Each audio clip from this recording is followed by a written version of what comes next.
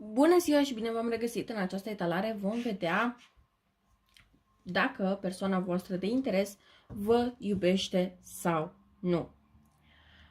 Vom avea o singură variantă. Voi începe prin a descrie persoana, apoi dacă descrierea rezonează, atunci înseamnă că acestea sunt sentimentele persoanei voastre față de voi.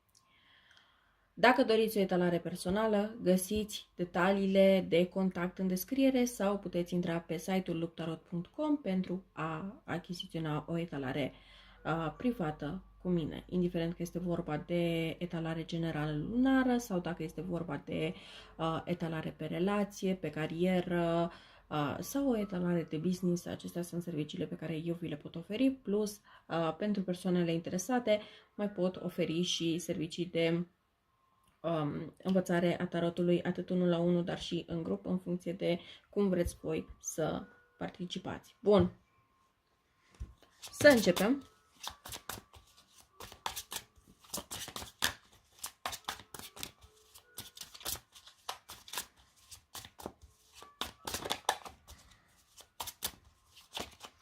Cine este persoana voastră?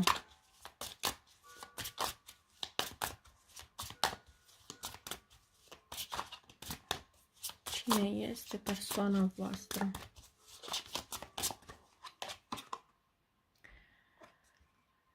Marea Preoteasă.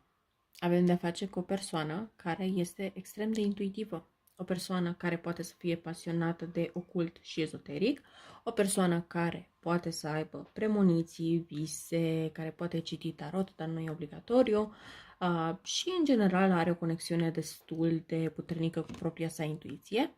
Este o persoană destul de tăcută, este o persoană destul de discretă, este o persoană care întotdeauna caută să se acopere prin haine. Chiar dacă aici avem practic această îmbrăcăminte, de regulă în tarotul tradițional, Marea Preoteasă este destul de acoperită.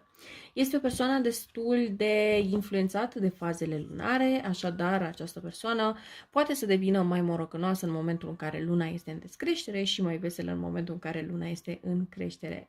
De asemenea, dacă aici vorbim de o persoană de sex feminin, este posibil ca ciclul menstrual să fie sincronizat cu luna. Astfel încât să fie la lună nouă, fie la lună plină, în fiecare lună.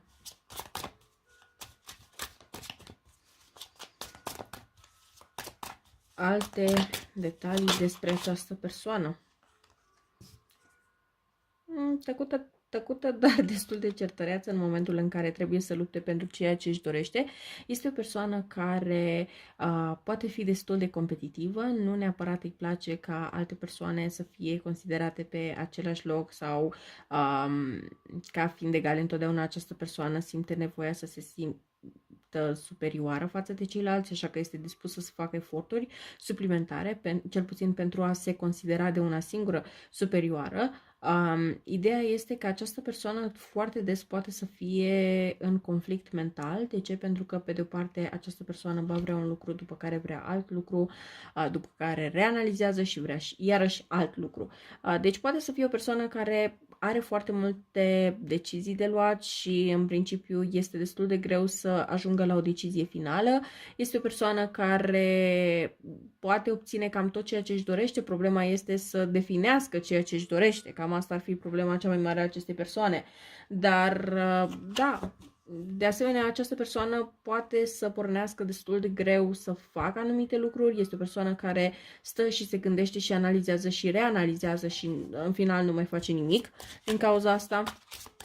Câteodată această persoană poate avea nevoie de un impuls pentru a face diferite lucruri. Este o persoană care nu divulgă lucrurile pe care le vorbește cu o persoană și iarăși este o persoană, cum să zic, căreia îi puteți cere sfaturi.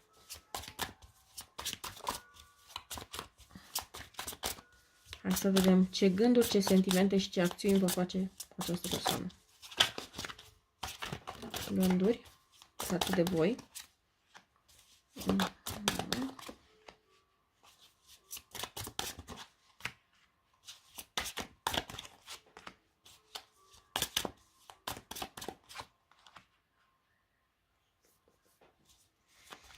Sentimente.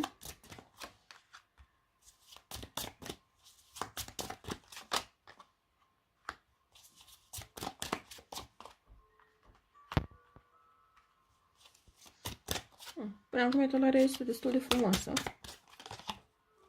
Chiar foarte frumoasă. Și o să vă explic și de ce.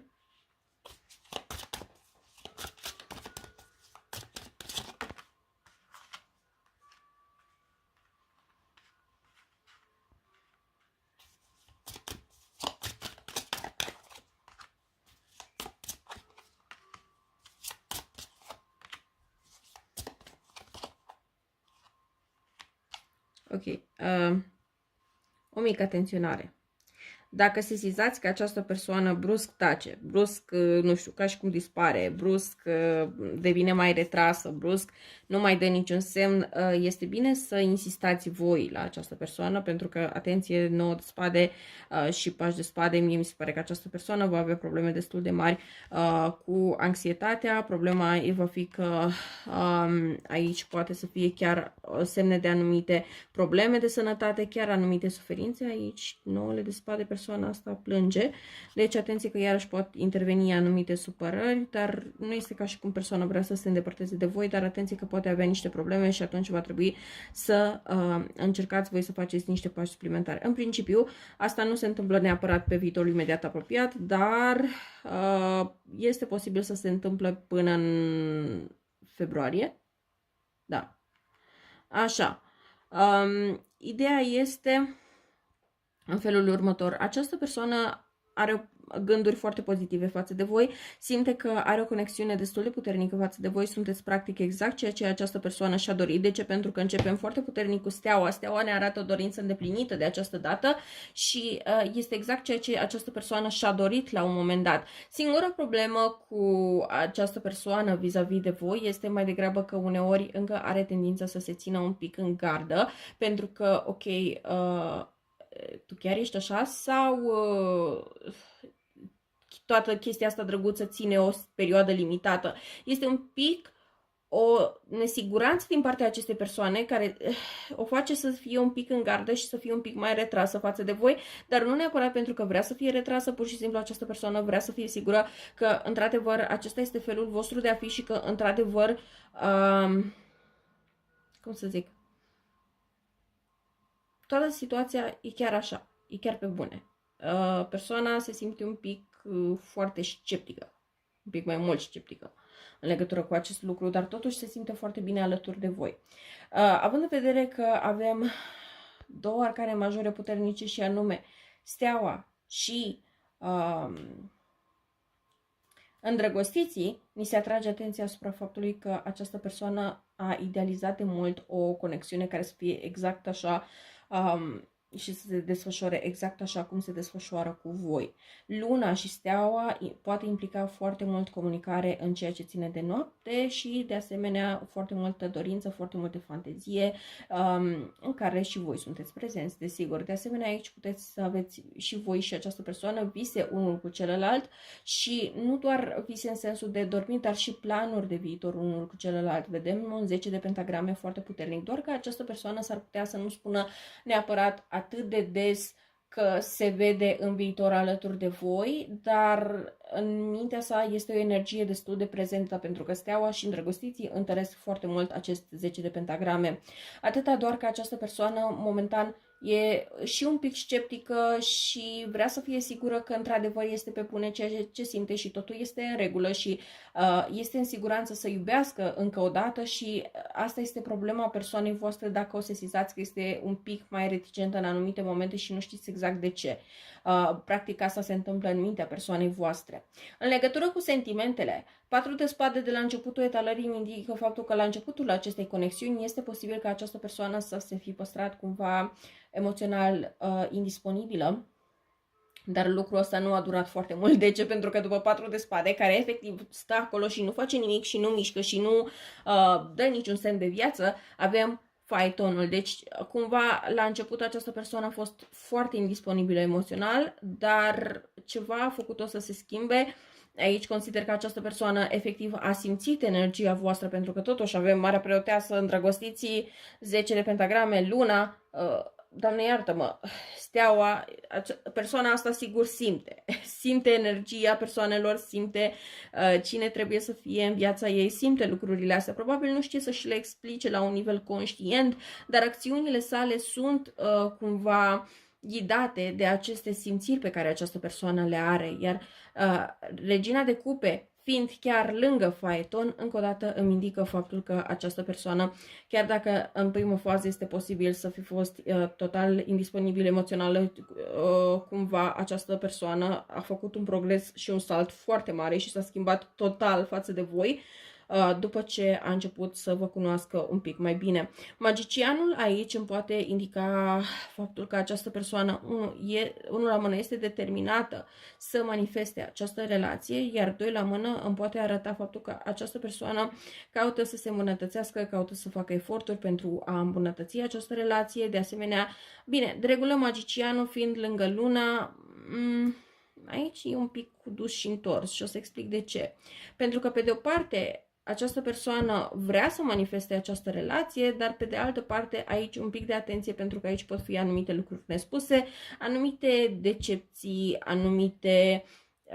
nu neapărat că trebuie să fie ceva semnificativ sau foarte mare, poate să fie pur și simplu faptul că această persoană, nu știu, nu v-a spus de puternic simte conexiunea, sau este posibil ca această persoană să nu va fi spus ce simte sau ceva de această natură, pentru că nu este o energie la care ar trebui să fiți foarte precauți sau la care trebuie să aveți grijă.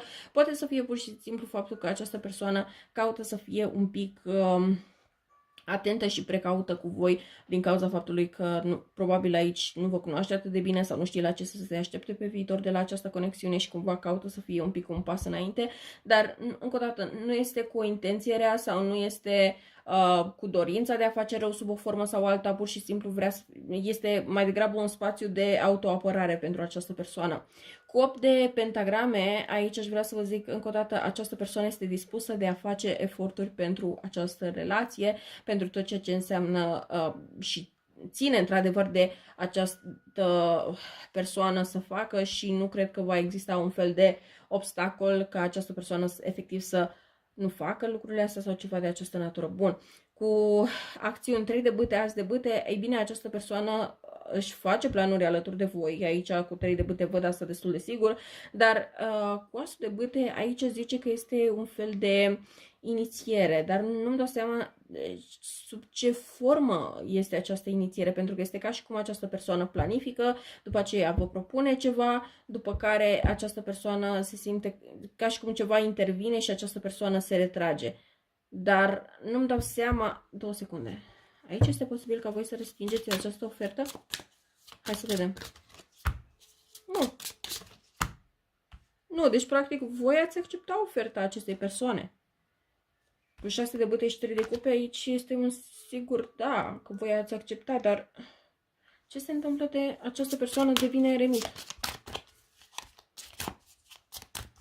Ce se întâmplă? De cupe.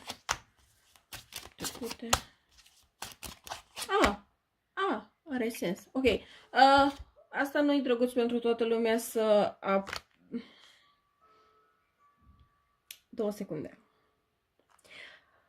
Bun, revenind la secțiunea de gânduri, pentru că aici e o situație un pic mai complexă de care trebuie să discutăm și pe care trebuie să o dezvoltăm. Ok, deci vine persoana asta, vă face propunerea, voi acceptați persoana, vedeți că se retrage brusc și nu înțelegeți de ce, de aceea este important că voi să faceți atunci un pas în față de această persoană. Problema este că aici 6 de pentagrame. Cu îndrăgostiții și cu luna. Aici, în viața acestei persoane, există cineva, o energie din trecut care poate încerca să-și facă apariția în viața acestei persoane. Am energie de rac, scorpion, pești, fecioară, care poate interveni și gemeni, în viața persoanei voastre și, practic, persoana voastră cumva a decis că această situație ar trebui să fie de termen lung, a decis că trebuie să fie de viitor și după brusc apare această persoană și este ca și cum dă un pic peste cap, totul e ceva de genul ce, Doamne iartă-mă, se întâmplă aici, pentru că este ca și cum această conexiune din trecut, cumva persoana asta și-a făcut ordine gânduri, a zis, ok, gata, conexiunea asta oricum nu mai poate reveni la ce a fost, conexiunea asta oricum nu se poate relua, așa că foarte bine pot să îmi văd de viața mea. Și exact atunci această conexiune apare. Și problema nu ar fi de reconciliere sau ceva de această natură, cât este pur și simplu șocul pentru această persoană. Și cumva o face pe această persoană, pentru că am văzut 9 de spade unde plângea, această persoană e posibil pur și simplu să-și aducă aminte prin câte a trecut alături de această persoană și pur și simplu să retrăiască anumite momente, dar fără neapărat... Pentru că intențiile sale, direcția acestei persoane sunt către voi, nu sunt către această persoană, dar pur și simplu apariția acestei persoane, propunerea iarăși acestei persoane de a relua lucrurile, face această persoană să fie extrem de confuză. Hai să vedem cum va răspunde persoana voastră la această propunere.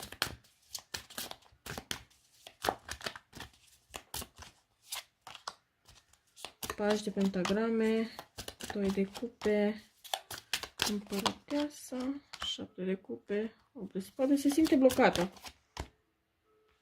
6 de spade. Aici cred că își poate lua puțin timp persoana asta să se decide și să fie un pic confuză. Să încerce să-și pună ordine în gânduri, dar în principiu nu văd o reconciliere cu persoana asta.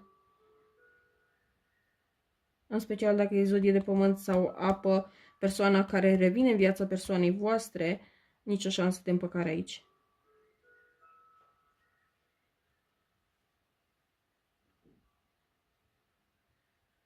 Dacă cumva vă zguduie un pic barca, să zic așa. 6 de spade implică faptul că această persoană decide să se îndepărteze de această conexiune și să avanseze cu voi. Hai să vedem care ar fi finalitatea între voi și această persoană. Puterea, Hierofantul, Cavaler de pentagrame, 9 de pentagrame, Cavaler de spade, nu. Deci după ce trece perioada aceasta văd foarte multă seriozitate, foarte multă dedicare. Nu este ca și cum, cum să zic, aici nu este energie de trio, cum ar veni, da, este o terță energie care se bagă și persoana asta este și cu o persoană și cu cealaltă. Nu, este pur și simplu la nivel energetic, da, există energie de trio, dar la nivel de acțiune este ca și cum această persoană pur și simplu, în momentul în care intervine persoana din trecut, se blochează. De aceea această persoană, practic, în loc să zică din start, da, continui cu persoana mea și tu du-te naibii, o să fie ceva de genul, se răcește de voi, se răcește de cealaltă persoană, are nevoie să stea cu gândurile sale să se decidă și abia apoi reia lucrurile cu voi și atunci lasă cealaltă persoană, dar este vorba de o perioadă în care această persoană va fi foarte tăcută, foarte rece și nu o să înțelegeți neapărat de ce. Și atunci această persoană are nevoie ca voi să cumva să-i demonstrați că sunteți acolo. E mai degrabă o chestie de nesiguranță pe care o are această persoană față de voi. Nu e neapărat ceva personal sau ceva declanșat de voi, este pur și simplu mai degrabă o chestie din cauza situațiilor din trecut. Altceva... Hierofantul și... Nu știu de ce am văzut împăratul pe aici. Dar, în principiu, asta indică faptul că aici, această situație cu această persoană de care întrebați aici, este posibil să existe o căsnicie sau, dacă nu este prezentă acum, este posibil să fie pe viitor. Atenție foarte mare la acest aspect. Cavalerul de pentagrame, 9 de pentagrame, indică faptul că această conexiune avansează și avansează spre abundență, spre o stare de bine și poate avansa chiar cu pași destul de repezi, doar că unul dintre voi este mai lent și celălalt este extrem de rapid. Va trebui să găsiți o viteză destul de comună pentru asta, dar cred că aici până la urmă veți reuși să găsiți o viteză comună. Cam atât am avut de spus pentru voi, sper că vă este utilă această etalare și să ne revedem cât mai curând. La revedere!